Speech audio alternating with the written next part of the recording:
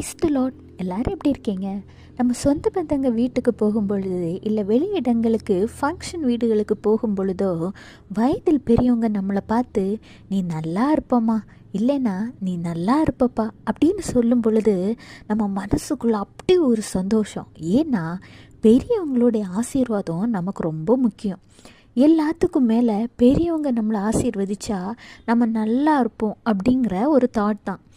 உலக மனிதர்களுடைய ஆசீர்வாதத்துக்கு நீங்கள் இவ்வளோ முக்கியத்துவம் கொடுக்கும் பொழுது, உங்களை படைத்த தேவன் தருகிற ஆசீர்வாதம் எவ்வளவு அற்புதமாக, அதிசயமாக, பயங்கரமாக இருக்கும். யோசித்து பார்த்தீங்களா?